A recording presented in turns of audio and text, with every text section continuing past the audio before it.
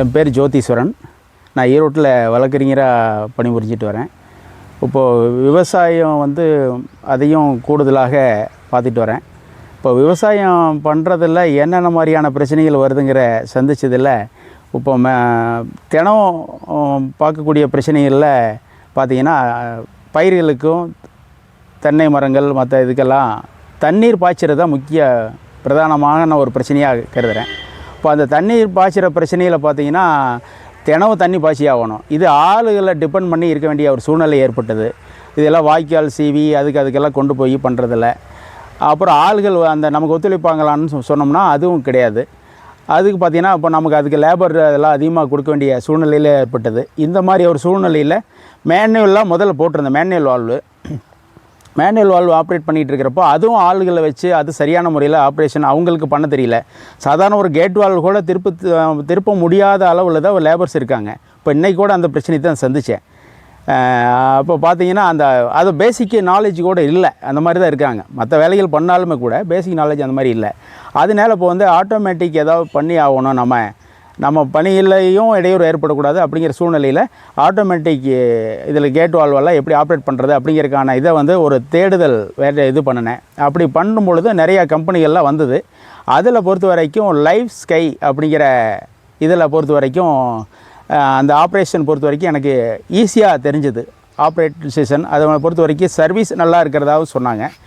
அதனால பொறுத்த வரைக்கும் அவங்கள அணுகினேன். அந்த சிஸ்டம் பொறுத்த வரைக்கும் எப்படி இருக்குது அப்படின்னு பார்க்கும்பொழுது பார்த்திங்கன்னா, சிம்பிளாக இருக்குது. எல்லாமே நமக்கு ஆப்ரேட் பண்ணுற விஷயம் சரி, சர்வீஸ் பண்ணுற விஷயங்களும் சரி, உடனடியாக அது நமக்கு ரொம்ப ஹெல்ப்ஃபுல்லாக இருந்தது. இப்போ அவங்க இருக்கிறதுனால இப்போ பொறுத்த வரைக்கும் எனக்கு டென்ஷன் இல்லை. அதனால் பொறுத்த வரைக்கும் நான் எங்கே இருந்தாலும் சரி, அங்கே அந்தந்த இடத்துல இருந்தே நான் ஆப்ரேட் பண்ணிகிட்டு இப்போ ஆட்டோமேட்டிக்காக என்னுடைய எந்தெந்த வால்வுகள் போட்டிருக்கோமோ அந்தந்த வால்வுக்கு நம்ம தண்ணி பாய்ச்சிக்கிறேன். இப்போ டைம் ஃபிக்ஸ் பண்ண முடியுது. அந்த டைமுக்குள்ளே எவ்வளோ நேரம் தண்ணி பாய்ச்சணுங்கிற அந்த இதுவும் வருது. இப்போ நான் ஆளுகளை டிபெண்ட் பண்ணி இல்லை அப்படிங்கிறது. இங்கே தோட்டத்தில் பார்த்தோன்னா என்னென்னா, ஃபஸ்ட்டு தண்ணி நாம் மேனுவலாக பண்ணிகிட்டு இருக்க மாதிரி இருந்துச்சு. அப்புறம் யோசித்து பார்த்தேன், நம்ம ஆட்டோமேஷன் பண்ணால் பெட்டராக இருக்கும். அவர் ஹஸ்பண்ட் தான் ரொம்ப சிரமப்படுற மாதிரி தெரிஞ்சுது தண்ணி கட்டுறதுலாம் பார்த்துட்டு.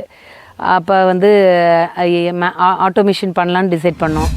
எங்களுது 2 கிணறு 2 போர் இருக்குது. இப்போ போர் தண்ணி நாங்கள் வேணும்னா அந்த கிணத்துல ஊற்றும்.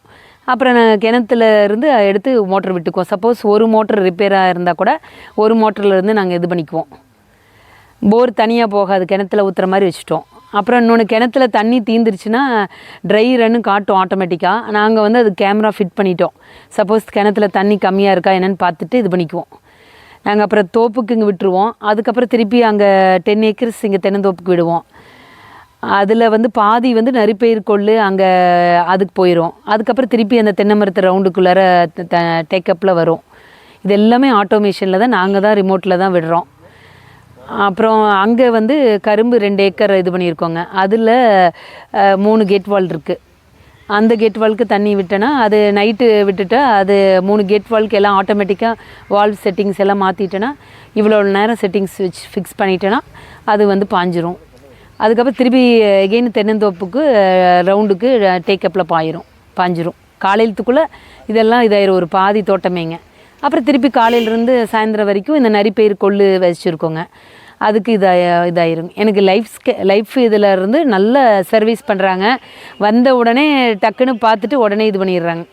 ஆட்டோமேட்டிக் ஏதாவது பண்ணி ஆகணும், நம்ம பணியிலையும் இடையூறு ஏற்படக்கூடாது. அப்படிங்கிற சூழ்நிலையில் ஆட்டோமேட்டிக் இதில் கேட் வால்வெல்லாம் எப்படி ஆப்ரேட் பண்ணுறது அப்படிங்கிறதுக்கான இதை ஒரு தேடுதல் வேறு இது பண்ணினேன். அப்படி பண்ணும் பொழுது நிறையா கம்பெனிகள்லாம் வந்தது. அதில் பொறுத்த வரைக்கும் லைஃப் ஸ்கை அப்படிங்கிற இதில் பொறுத்த வரைக்கும் அந்த ஆப்ரேஷன் பொறுத்த வரைக்கும் எனக்கு ஈஸியாக தெரிஞ்சுது. ஆப்ரேஷன் அதை பொறுத்த வரைக்கும் சர்வீஸ் நல்லா இருக்கிறதாகவும் சொன்னாங்க. அதனால பொறுத்த வரைக்கும் அவங்கள அணுகினேன். அந்த சிஸ்டம் பொறுத்த வரைக்கும் எப்படி இருக்குது அப்படின்னு பார்க்கும்பொழுது பார்த்திங்கன்னா, சிம்பிளாக இருக்குது. எல்லாமே நமக்கு ஆப்ரேட் பண்ணுற விஷயம் சரி, சர்வீஸ் பண்ணுற விஷயங்களும் சரி, உடனடியாக அது நமக்கு ரொம்ப ஹெல்ப்ஃபுல்லாக இருந்தது. இப்போ அவங்க இருக்கிறதுனால இப்போ பொறுத்த வரைக்கும் எனக்கு டென்ஷன் இல்லை. அதனால் பொறுத்த வரைக்கும் நான் எங்கே இருந்தாலும் சரி, அங்கே அந்தந்த இடத்துல இருந்தே நான் ஆப்ரேட் பண்ணிகிட்டு இப்போ ஆட்டோமேட்டிக்காக என்னுடைய எந்தெந்த வால்வுகள் போட்டிருக்கோமோ அந்தந்த வால்வுக்கு நம்ம தண்ணி பாய்ச்சிக்கிறேன். இப்போ டைம் ஃபிக்ஸ் பண்ண முடியுது. அந்த டைமுக்குள்ளே எவ்வளோ நேரம் தண்ணி பாய்ச்சணுங்கிற அந்த இதுவும் வருது. இப்போ வந்து நான் ஆள்களை டிபெண்ட் பண்ணி இல்லை அப்படிங்கிறது. இன்னும் பொறுத்த வரைக்கும் இன்னும் கொஞ்சம் அட்வான்டேஜாக சப்போஸ் ஏதாச்சும் ப்ராப்ளம் அப்படின்னா உடனடியாக அந்த மேனுவல் வால்வு ஏதாச்சும் பண்ண முடியுமா அப்படிங்கிற சிஸ்டத்தையும் அதை இம்ப்ளிமெண்ட் பண்ணிகிட்டு இருக்கிறதா சொன்னாங்க. அதுவும் வரவேற்கத்தக்க ஒன்றும். மேனுவல் பொறுத்த வரைக்கும் இதை பொறுத்த வரைக்கும் தேவைப்படாத ஒன்று தான். ஏன்னா உடனடியாக சர்வீஸ் உடனே வந்துடுறாங்க. இமீடியட்டாக ஃபோன் பண்ண உடனே அது வித்தின் ஆஃப் டேக்குள்ளேயே வந்து சர்வீஸ் பண்ணிடுறாங்க. அதனால் பொறுத்த வரைக்கும் அதில் எந்த ப்ராப்ளம் இல்லை. இப்போ இந்த சிஸ்டம் பொறுத்த வரைக்கும் இப்போ விவசாய புரட்சியில் ஒரு லைஃப் ஸ்கை அப்படிங்கிற ஒரு நிறுவனத்தின் மூலமாக நான் பொறுத்த வரைக்கும் விவசாயத்துக்கு ரொம்ப உறுதுணையாக இருக்குதுங்கிறத எனக்கு இது அதனுடைய நிறுவனத்துக்கும் நிறுவனை சார்ந்த பணிபுரிகிற அனைத்து ஊழியர்களுக்கும் மனமார்ந்த நன்றிகள், பாராட்டுகள்.